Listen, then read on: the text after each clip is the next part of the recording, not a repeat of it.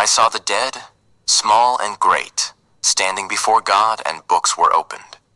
And another book were opened, which is the book of life. And the dead were judged according to their works. They were judged each one according to his works. V.15 And anyone not found written in the book of life was cast into the lake of fire. 1 John 3:4 Whoever sins also transgresses the law, and sin is the transgression of the law. Ezekiel 33:20 You say, the way of the Lord is not equal. I will judge you, O house of Israel, every one according to his ways.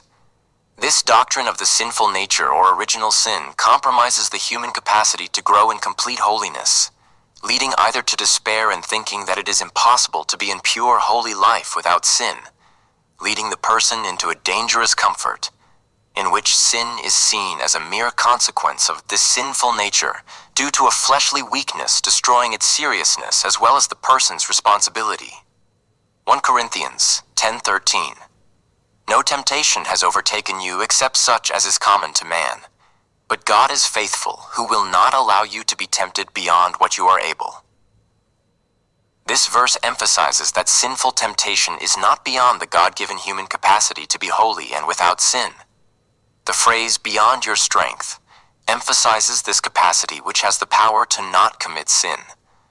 The preceding verses emphasize that the temptation in question in V.13 is not ordinary trials, but a rather sinful temptation.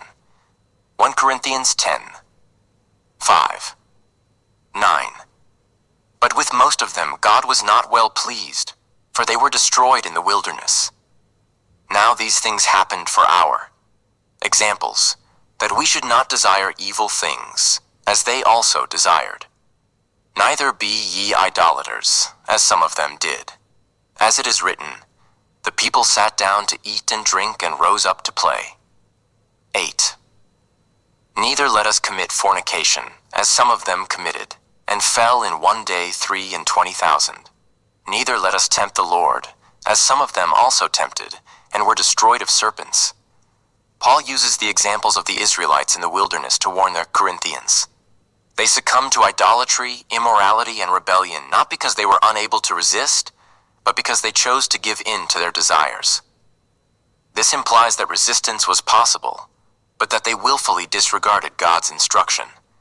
1 Corinthians 10:13 is a strong statement that man is not a slave to a sinful nature, and that he has the ability to resist and overcome temptation by following God's instruction, his law, and listening to the guiding voice of God's Spirit.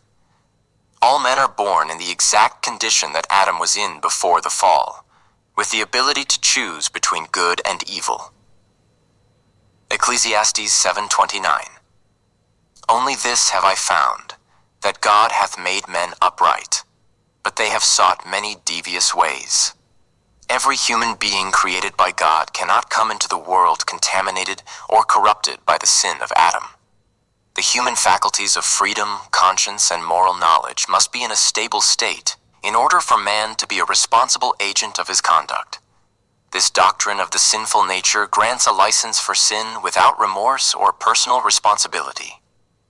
Ezekiel 18:19, 20 You say, why does not the Son bear the iniquity of the Father? Because the Son has done what is lawful and right, and has kept and done all my statutes, he will surely live. The soul that sins, it will die. The Son will not bear the iniquity of his Father, nor will the Father bear the iniquity of his Son. The righteousness of the righteous will be upon him, but the wickedness of the wicked will be upon him. Therefore, a hereditary sin propagated from generation to generation is totally contrary to justice. Sin is not born with man, but is committed by man voluntarily by imitating the example of Adam. The fault does not lie in human nature, but in human free will, so that it is the person who is entirely condemnable and punishable for his own sins committed during his earthly life. Romans 5:12 Therefore, just as through one man sin entered into the world, and death through sin, and so death passed upon all men, for that all have sinned. Humanity is socialized to sin, or rather conditioned to sin, due to continual exposure to a sinful family group, influential society, or environment. Proverbs 1:10, my son. If sinners entice you, do not be deceived. The devil is the prince of this world who influences, which is not surprising when we consider it seriously.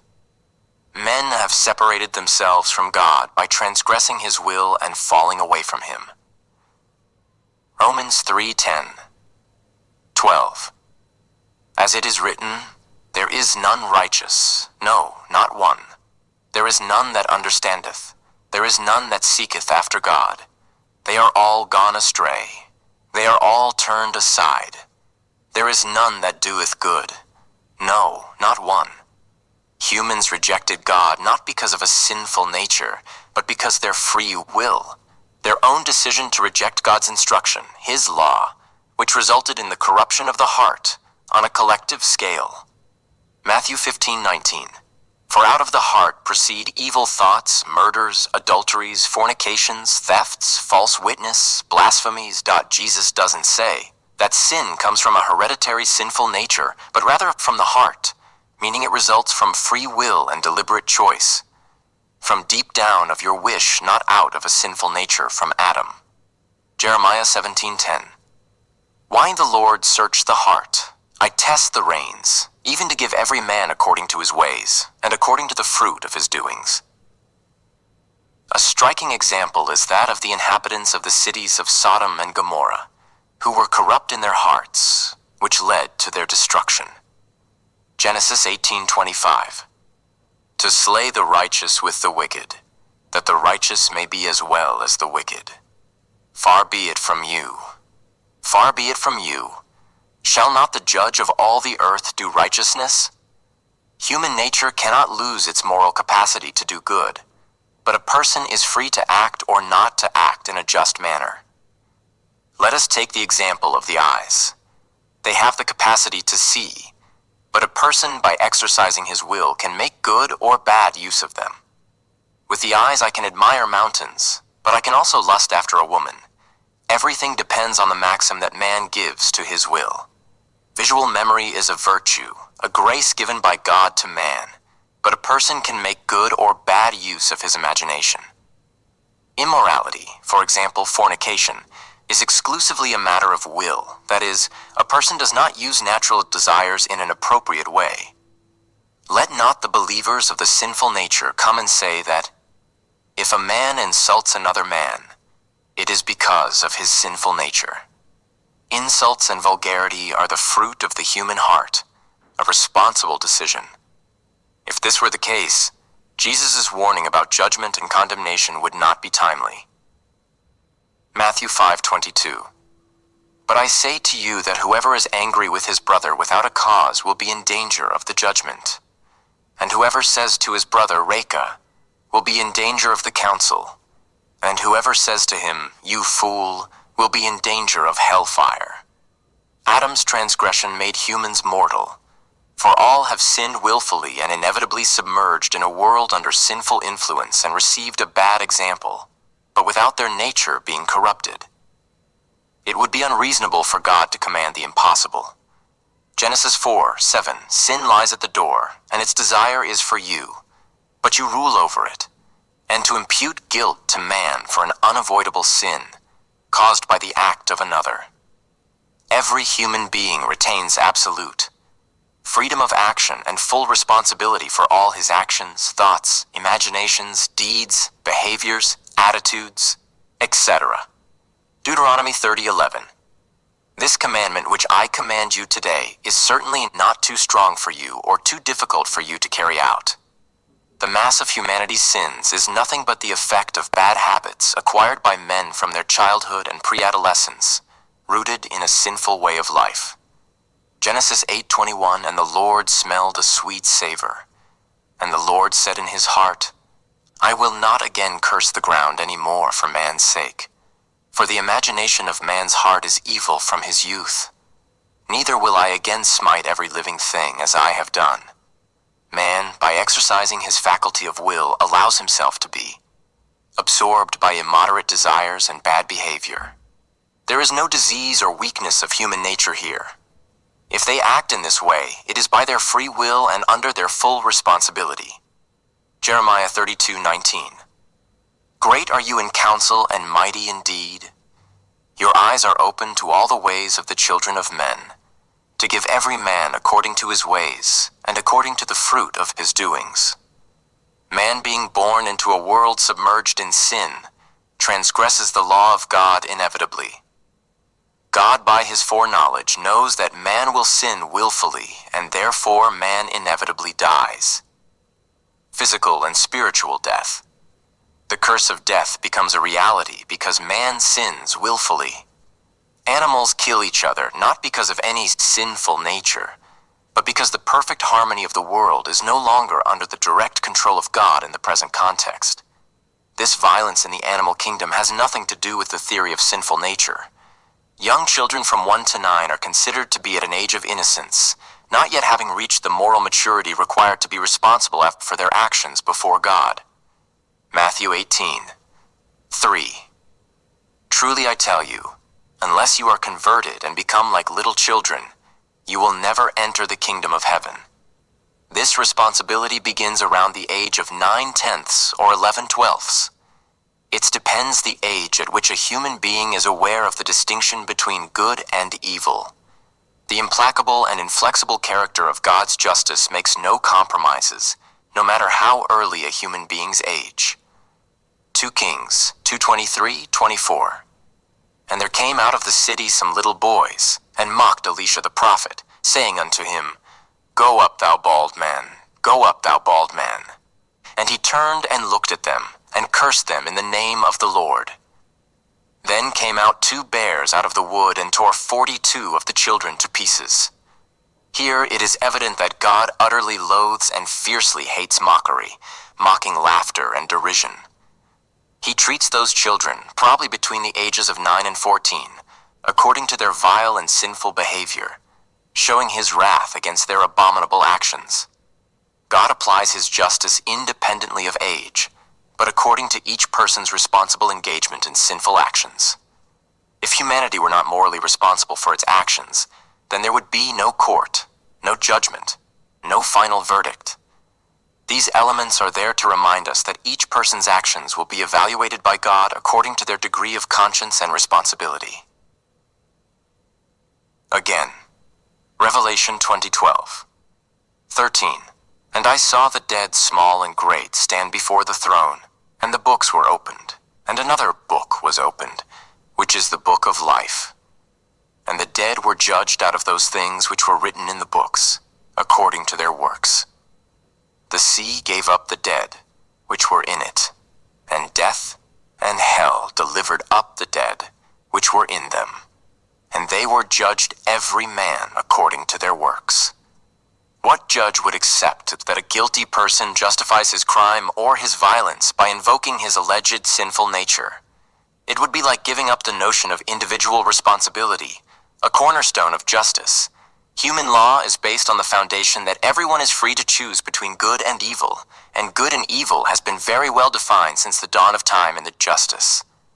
The consciousness of a moral law is present in every civilization, culture, nation, and time. But beyond everything, the knowledge of the moral law concerning good and evil is ingrained in the human mind and heart since birth, independently of the century, time, and culture. Romans 2:14-15.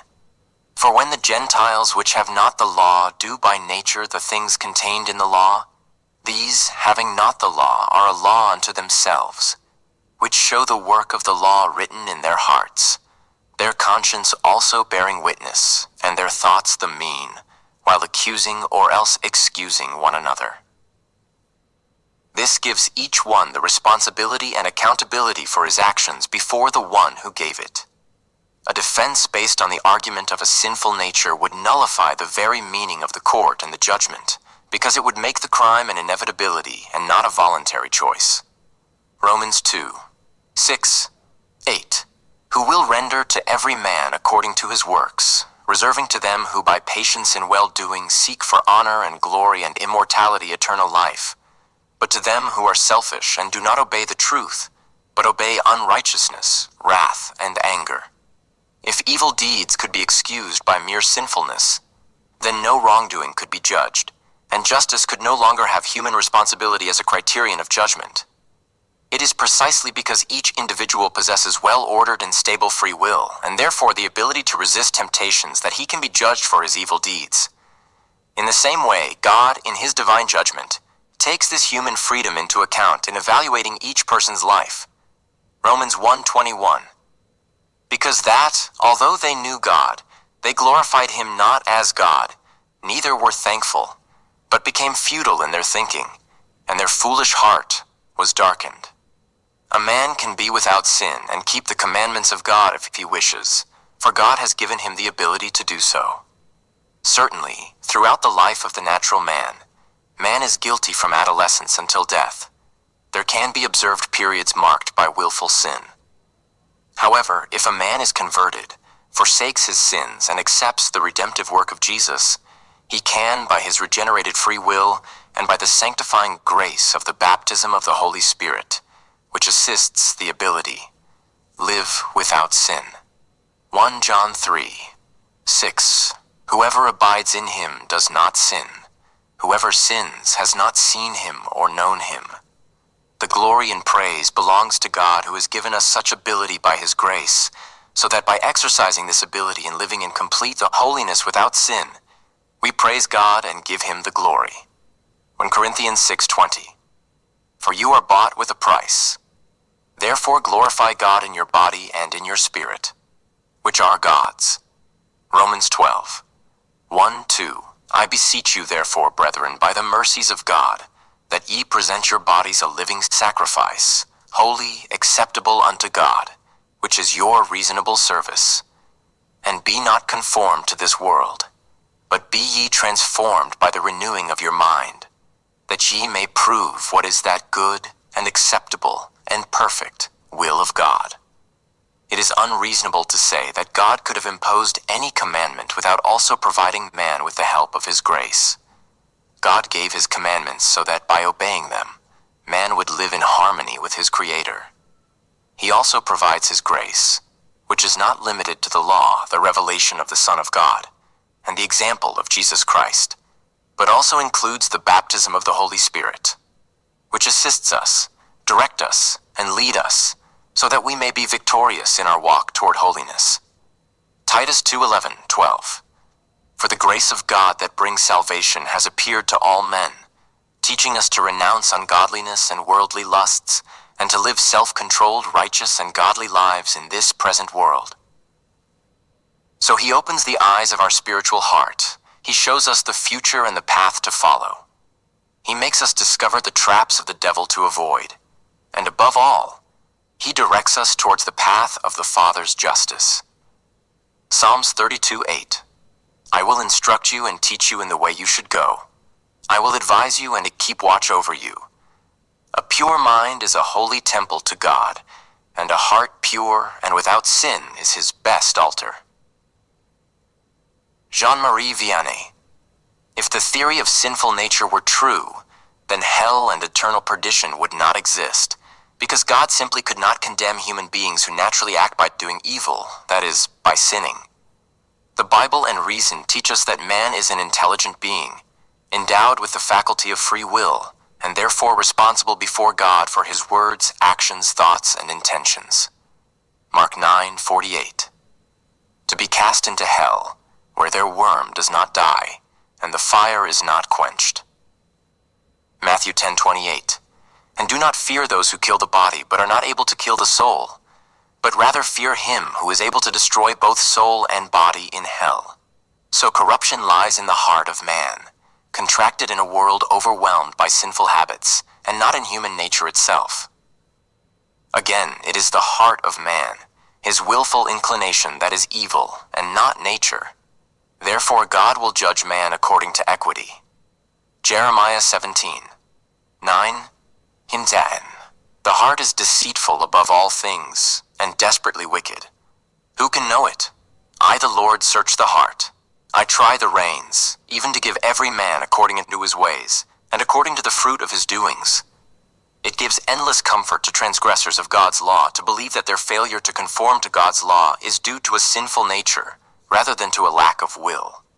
Indeed, in their erroneous reasoning, They think that no one can be judged for failing to do the impossible, that is, to be without sin, holy, and pure before God. What seems justifiable to them, occasional and periodic sins, is, in their eyes, excusable because of supposed impossibilities, which they attribute either to fleshly weakness or to an inevitable consequence without risk of condemnation. 1 Corinthians 15:34. Come to your senses, as is fitting, and sin not. For some do not know God. I speak this to your shame.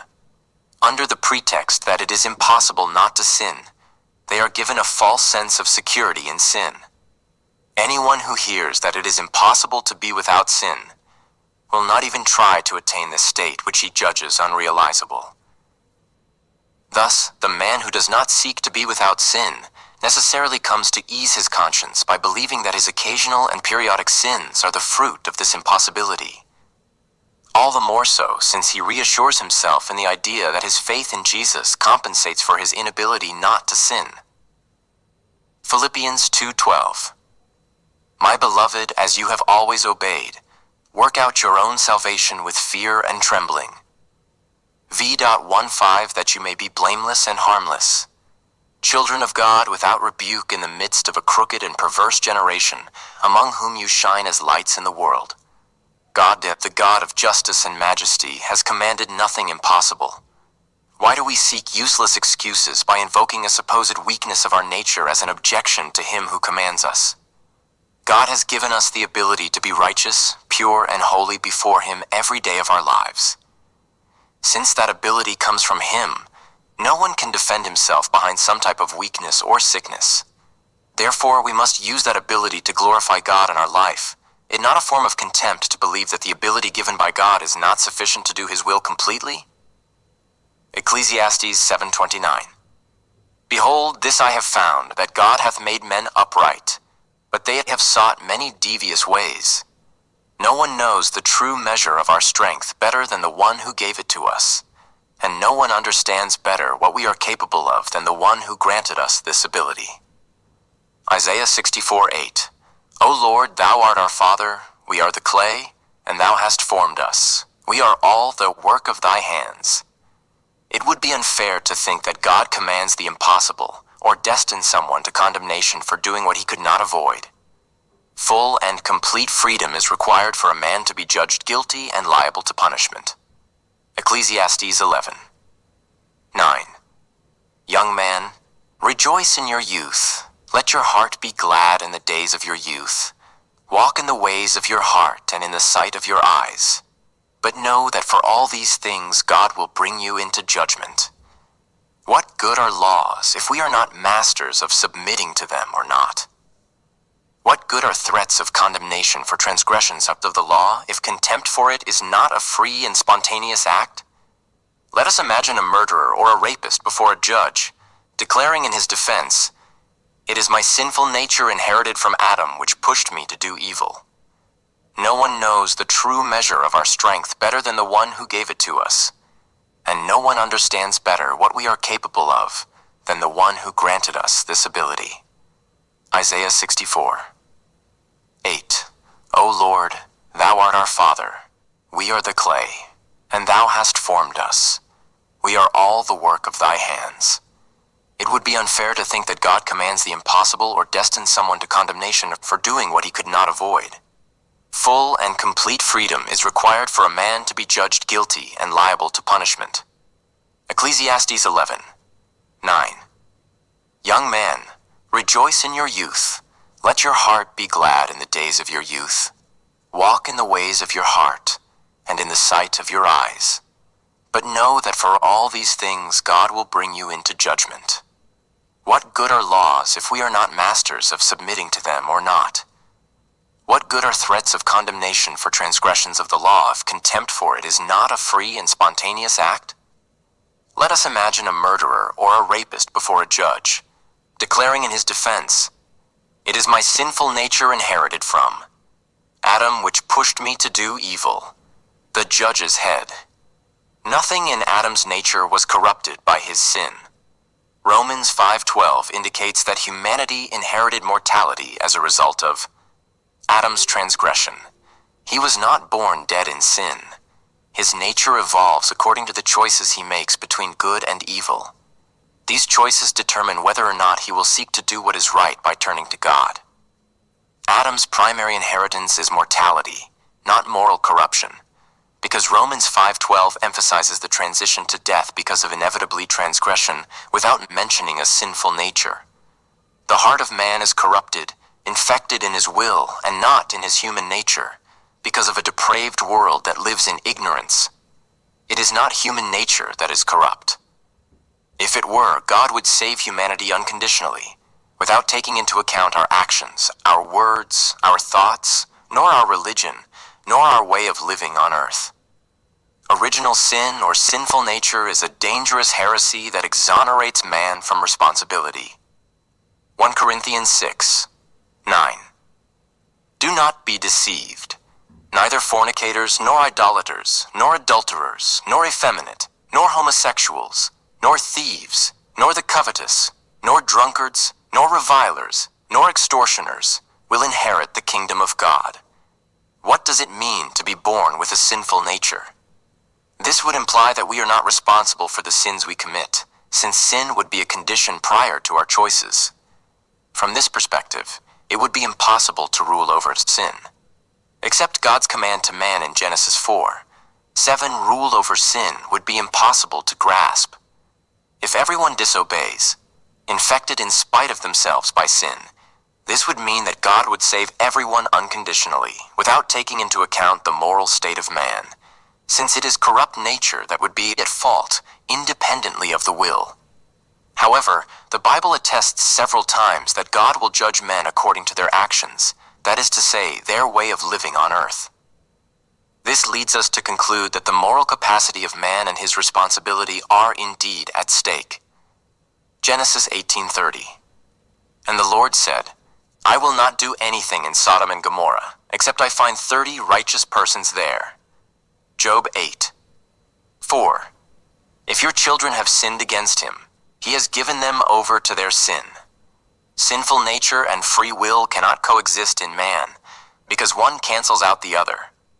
Either man is completely free to choose the path he will follow arbitrarily, whether narrow or wide, or he must be transformed by miraculous divine intervention so that the choice is made for him, which destroys his role as a synergistic actor, thus contradicting the Bible and reason.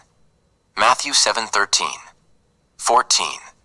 Enter ye in at the strait gate. For wide is the gate, and broad is the way that leadeth to destruction, and many there be which go in thereat, because strait is the gate, and narrow is the way which leadeth unto life, and few there be that find it. Consider the city of Nineveh. God had decided to destroy it because of its obvious sins. If human nature were inherently sinful, then God, being love, would not punish men for their failure to be upright. Jonah 3:10. And God repented of the evil which he had thought to do unto them, and did it not. However, the story of Sodom and Gomorrah perfectly illustrates human responsibility in the face of sin. Matthew 7:18. A bad tree cannot bear good fruit. Believers in the sinful nature are at odds with this passage. The following verses contradict this idea. Every tree that does not bear good fruit is cut down and thrown into the fire. If human nature were sinful by essence, this would amount to saying that God condemns to fire men who by nature were incapable of producing good fruits. This leads to the corrupting heresy of predestination. The new birth and regeneration are necessary because the heart of man is corrupt. Man is spiritually dead, not by nature, but by will, influenced by the seductions of sin, by a corrupt world, and by the intensity of temptations. His evil reactions become rooted in him over time. John 3:2. Verily, verily, I say unto thee, except a man be born again, he cannot see the kingdom of God. Romans 5:12. Because all have sinned can be interpreted as a reference to the fact that each individual has chosen to sin, rather than to receive a sinful state by transmission. The emphasis is on personal action rather than on inherited collective guilt. It is therefore reasonable and logical to read Romans 5:12 is a reference to the imitation rather than the hereditary transmission of sin, especially if one relies on a reading that emphasizes individual responsibility and free will. This interpretation is consistent with biblical thought and might also better correspond to a reading of the Greek text that does not see in the passage direct evidence of an original sin transmitted to all humanity by Adam. However, it is important to note that this interpretation is not the one that has been retained by the Catholic tradition, which has adopted the doctrine of original sin as formulated by Augustine of Hippo. This destructive doctrine was carefully taken up by Luther for his fallacious doctrine of salvation completed by faith, which persists among contemporary lying movements. Jesus has perfectly accomplished redemption, and his victory is total. This means that nothing limits the power of God in the believer's life, not even this so-called sinful nature. Colossians 2:13. 15. And you, being dead in your trespasses and the uncircumcision of your flesh, he has made alive together with him, having forgiven us all trespasses, and having blotted out the handwriting of ordinances that was against us, and having taken it out of the way, nailing it to the cross, and having disarmed principalities and powers, he has made a public spectacle of them, triumphing over them in the cross. 1 John 3:8. He that sinneth is of the devil, for the devil sinneth from the beginning. For this purpose the Son of God was manifested, that he might destroy the works of the devil. John 8:36. If the Son therefore shall make you free, ye shall be free indeed. In the Genesis account, there is no indication that human nature, or the descendants of man, that is, Adam, are corrupt or sinful by default. Before eating the forbidden fruit, Adam and Eve lived in a state of innocence, without shame or guilt. They were naked, but they had no moral awareness of it. Their nakedness posed no problem for them. It was only after eating the fruit that their eyes were opened and they knew that they were naked. This change does not reflect a corruption of their nature, but a transformation of their perception. They have just acquired the knowledge of good and evil, and with it, the capacity to feel guilt and shame. The passage does not suggest that sin is rooted in human nature itself. On the contrary, it shows that sin results from a choice, from an act of personal disobedience in full knowledge of the moral consequences. This moral conscience is innate in man, thus no one is justified in his moral responsibilities. This transformation of perceptions emphasizes that the fault does not lie in an innate sinful nature, but in the conscious decisions that one makes. Indeed, the idea of an inherited sinful nature exonerates the individual from responsibility. By presenting sin as an inevitability, this concept risks compromising the understanding of human freedom and the capacity of each person to do good and evil. The contamination accumulated by submission to carnal passions results from a process where man, through his own choices, allows himself to be dominated by his repeated iniquitous desires, thus moving away from the path of purity that God had ordered him. Ephesians 2:1, 2. And being dead in trespasses and sins, in which ye once walked according to the course of this world, according to the prince of the power of the air, the spirit that now worketh in the children of disobedience. Thus, the Genesis account contrasts the original innocence of Adam and Eve, who lived in harmony with God, with the condition of guilt they experience after their act of disobedience. This perspective challenges the doctrine of the sinful nature, which distorts individual responsibility and the capacity of man to live according to the divine commandments. By recognizing that sin results from choices, and not from a choice due to the sinful nature from birth, we restore to each person the responsibility for his actions and the possibility of choosing a life in conformity with the will of God. Ezekiel 18:4. Behold, all souls are mine. As the soul of the Father, so also the soul of the Son is mine. The soul that sinneth, it shall die. In James 1:13-15, it is clear that if human nature were intrinsically sinful, this would imply that God is the author of evil, since he would have created humanity under a fatalistic system by transmission. Now James specifies that each one is drawn away by his own lust. He thus emphasizes that the source of sin is not an imposed sinful nature, but personal desires that find their source in free will, the faculty of the will seduced by the attractiveness of sin. In verse 15, James exposes the consequence of this lust.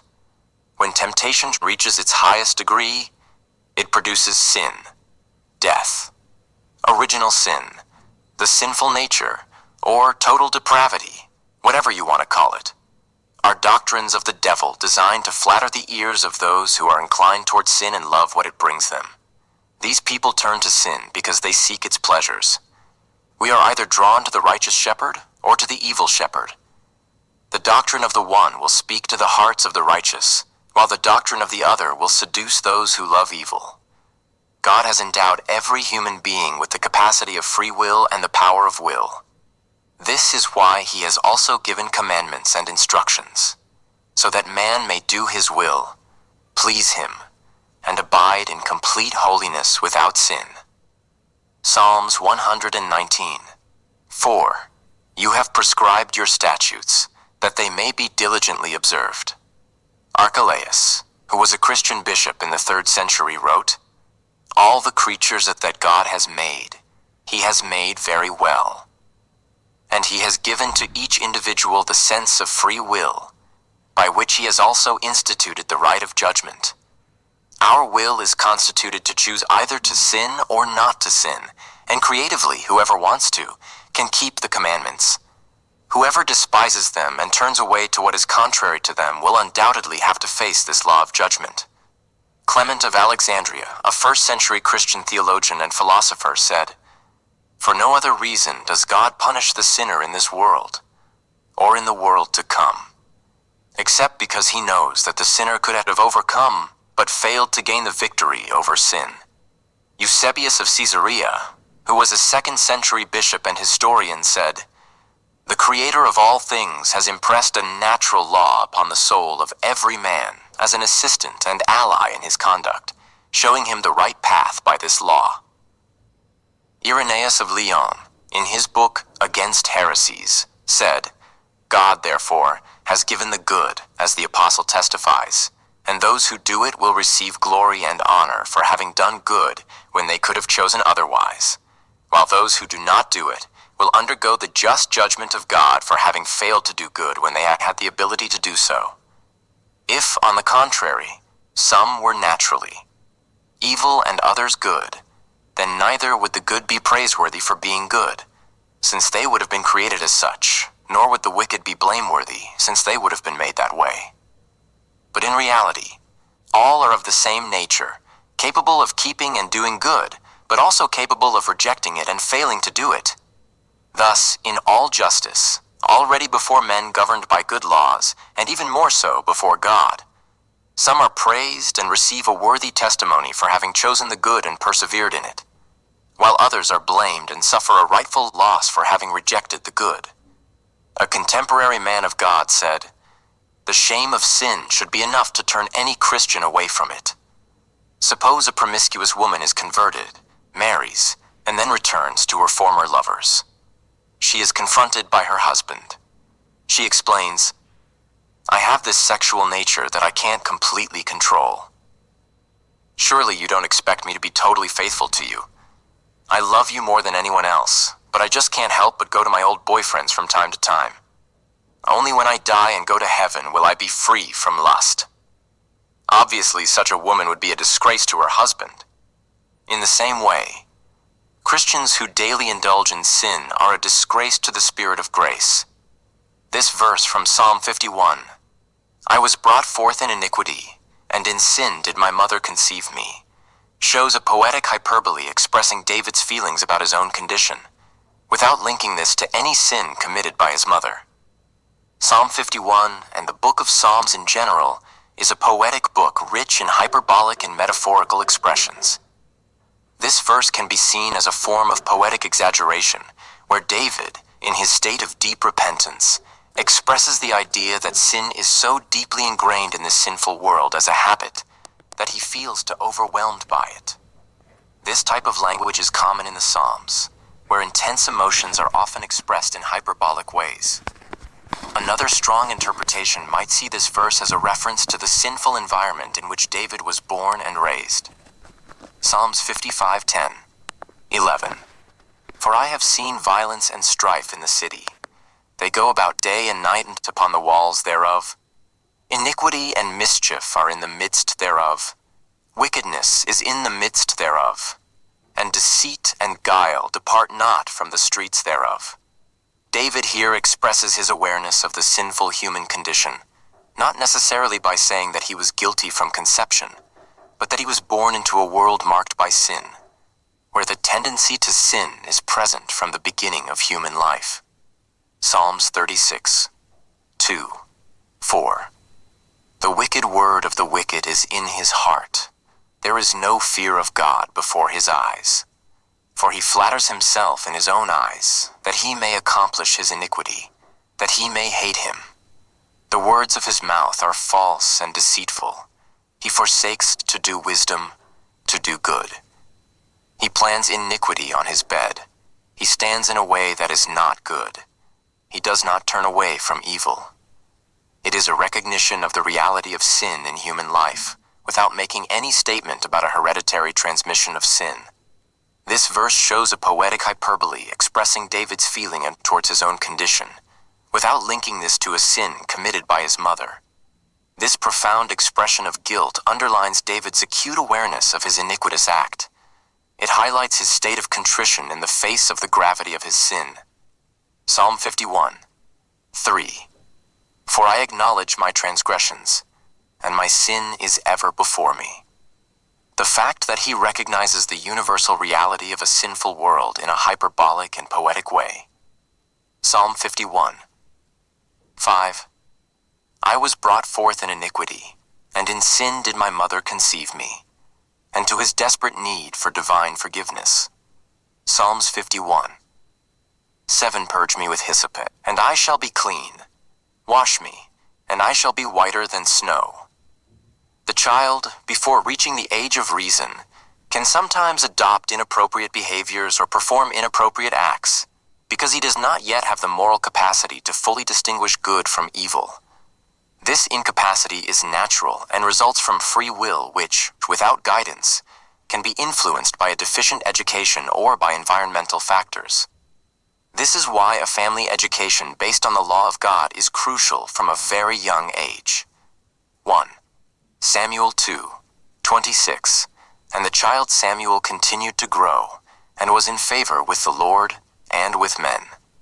Parents play a key role in this moral education, according to divine principles, influencing and guiding their child until the age when he or she can choose whether or not to continue on the path of faith. They play a central role in learning moral values according to divine principles. This support generally lasts until the age of 14 to 16, when the young person is led to decide whether or not to pursue these divine values and principles, as well as faith. Age of innocence and moral incapacity. From birth until about 8 and 9 years of age, the child goes through a period where he is in some way innocent, not having yet developed the full capacity of moral awareness to distinguish right from wrong in an enlightened manner. Age of conscience and moral responsibility. From the age of 10, and more precisely between the ages of 10 and 12, the child enters a phase where he gradually acquires full conscience of his actions and becomes morally responsible before God. This phase of moral development continues until death, with the possibility for each individual to grow in moral and spiritual maturity. Thus, a correct education, based on the law of God, contributes to the good development of the child's character and enables him to make informed and responsible choices in favor of good. Even though children may inherit certain biological traits from their parents, such as voice tone, pitch, facial expressions, laughter, or body posture, and may also learn speech patterns, gestures, and attitudes through observation and imitation. Sin itself is neither genetically nor socially inherited. While a child may naturally adopt an accent, manner of speaking, specific gestures, or even ways of reacting to situations from their parents, the act of sin requires a willful moral choice and personal responsibility independently of the parent's resemblance. As it is written in Ezekiel 18:20, "The soul that sinneth, it shall die. The Son shall not bear the iniquity of the Father, neither shall the Father bear the iniquity of the Son. Likewise James 1:14-15 states, But every man is tempted when he is drawn away of his own lust and enticed. Then when lust hath conceived, it bringeth forth sin, and sin, when it is finished, bringeth forth death. Romans 2:6 Who will render to every man according to his deeds. Each individual is responsible for his or her own acts of sin, which are committed in this context of separation.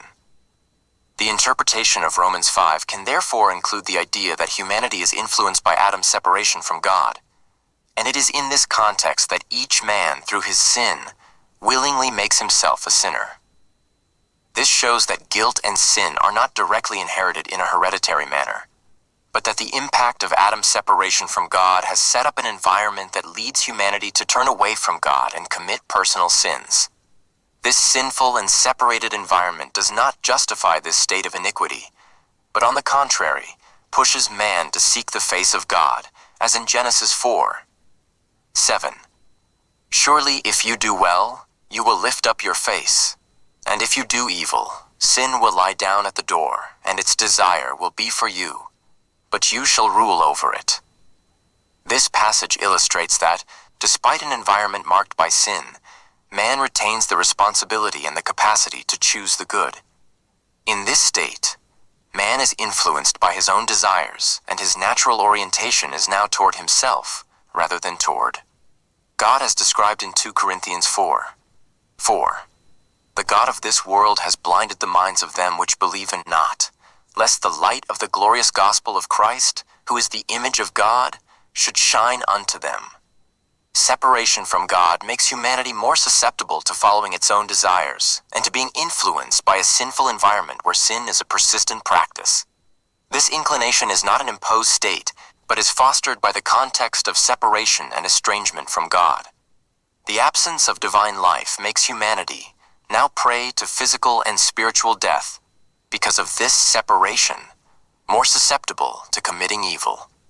Adam's separation from God has several negative effects that affect his descendants. 1. Loss of intimate knowledge of God. Adam's descendants are not born with the same direct knowledge of God that Adam and Eve had before their fall. They are born into a world where God's presence is hidden, and where relationship with God must be restored through revelation of God Creator, His moral law, and especially through faith by the encounter with Jesus Christ Himself through His blood of redemption. John 14:6 Jesus saith unto him, I am the way, the truth, and the life. No man cometh unto the Father, but by me. 2. Inclination to sin due to lack of communion with God.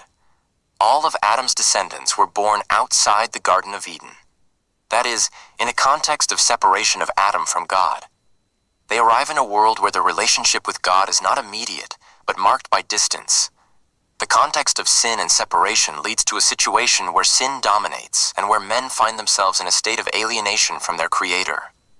By being separated from God, men no longer benefit from the same divine intimacy and direction, which makes them more vulnerable to sin. Influence of sin in the world. Adam influenced the world by introducing sin into it. Men are therefore influenced by this sinful reality where sin becomes a habit. It turns into a lifestyle. However, they are not born sinners because of hereditary guilt. They become sinners by voluntarily responding to the influence of sin in the world. Ephesians 4:19. Who being past feeling have given themselves over unto lasciviousness, to work all uncleanness with greediness. Romans 1:24-25 speaks of those who exchanged the truth for a lie and lived in unrighteousness. Romans 5:12. All have sinned, and Romans 5:19. Many have been made sinners, show that sin is a voluntary act, each man being responsible for his own disobedience. This disobedience is facilitated by the sinful environment introduced by Adam, but even despite this environment, it does not justify their sins.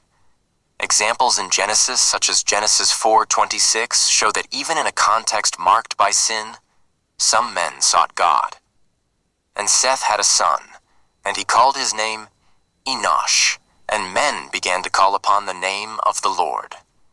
Genesis 4:7 emphasizes the responsibility to overcome sin through natural ability, and Genesis 18:20-32. These passages demonstrate that despite the influence of sin, man is capable of seeking God and choosing righteousness.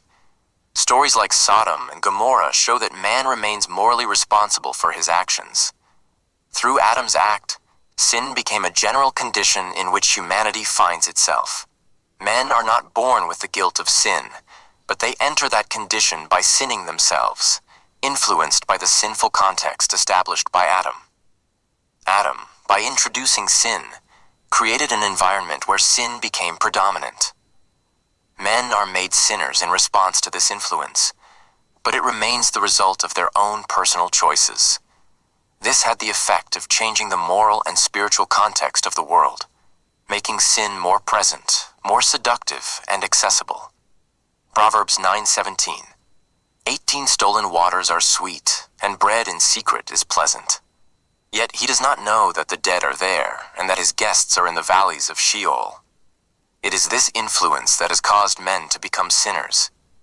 Men are not guilty of Adam's sin, but they end up imitating his example of disobedience, and thus they become sinners. This view holds that each individual is personally responsible for his own sins, even though the world is corrupt and pushes them in that direction. Through Adam's act, sin entered the world and created an environment where disobedience became a pervasive reality. The verb used in Romans 5:19, "were made sinners," can also be understood as "were constituted," or "were established in this state by their own voluntary sins." This may indicate that humanity has been placed in a context of sin by the act of Adam, but it does not necessarily imply that the guilt of this sin is automatically transferred to each individual. It could mean that men have been placed in a context, a worldly, sinful environment, where sin is a constant possibility, and they eventually succumb to it. John Willem Fletcher, Christian reformer, said, "A monarch, in whose dominions all children are naturally born lame, makes a law that all who will not walk upright before a certain day shall be cast into a fiery furnace. The dreadful day comes, and myriads of lame culprits stand before him. His wrath smokes against them, and with outstretched arm he thunders, 'Depart from me, ye cursed, to this place of torment prepared for the stubborn culprits. For when I bade you walk upright, ye persisted in lameness. Go, burn for all eternity, and as you burn, purify my justice, and remember that your misery is wholly of yourselves.'" John Wesley, Christian Reformer, excerpt, Sermon 17. Circumcision of the heart. What else is it but to accuse God and reproach him for being a harsh master, who demands from his servants more than he gives them the means to accomplish? As if he were mocking his weak creatures by binding them to impossibilities, by commanding them to conquer where neither their own strength nor even his grace can suffice them. There is in these blasphemies almost enough to ease the consciences of those who, throwing themselves to another extreme, hope to fulfill the commandments of God without any work. But what a vain hope for a child of Adam to expect to see the kingdom of God and of Christ without a struggle, without first striving to enter in at the strait gate. One asterisk for a man conceived and born in sin, and who is only wickedness within. To hope ever to become pure as his Lord is pure, unless he walks in his footsteps, takes up his cross daily, cuts off his right hand, plucks out his right eye, and casts it from him. Vain hope to dream of the renewal of his opinions, his feelings, his thoughts, the entire sanctification of his spirit, his soul, his body, without continually and in all things renouncing himself. That all his virtues would be insecure, and even his salvation. In danger without this constant renunciation of himself? One asterisk. Wesley had a triumphant view of the heresy of the sinful nature. Although, under the influence of his times, he admitted it to be a recognized doctrine, it is not surprising that his view of it was victorious. He believed that through justifying grace man is delivered from this nature, regenerated, born again, and thus has power over sin to grow in purity and live in complete holiness without sin. See, in the chapter The Fallacious Heresy of Faith, in his sermon Salvation by Faith, he declares that the Christian by faith is delivered from original sin. See Sermon 44 on original sin, where Wesley believed that the divine method is through faith in Christ and the regenerating power of the Holy Spirit to heal the soul of the sinful nature on earth. John Wesley's sermon, Working Out Your Salvation. This, however, does not excuse those who continue to live in sin and who lay the blame on their Creator, saying, "It is God alone who must awaken us, for we cannot awaken ourselves." Even confessing it that all the souls of men are dead by nature, this does not excuse them, since there is not a single man who is in a state of mere nature, and who is, unless he has quenched the Spirit, totally destitute of the grace of God. No man is destitute of what is commonly called natural conscience, which would more properly be called prevenient grace, because it is not the fruit of nature. Every man has a greater or less degree of that grace which does not wait for man's call. Every man, sooner or later, experiences some good desires, though most men stifle them before they can put down deep roots or produce any important fruits. Every man has some rays of that light, which, sooner or later, more or less, enlightens every man who comes into the world. And every man, unless he belongs to that small class of men whose conscience is cauterized, feels more or less uneasy when he acts against the light of his conscience. So that no man sins because he has no grace, but because he does not use the grace that he has. Therefore, just as God works in you, you are now able to work out your own salvation. Since he works in you both to will and to do according to his good pleasure, without any merit on your part, it is possible for you to fulfill all righteousness, to love God because he first loved us, and to walk in love, according to the pattern of our great Master. Certainly we know that these words, "Without me you can do nothing," are absolutely true.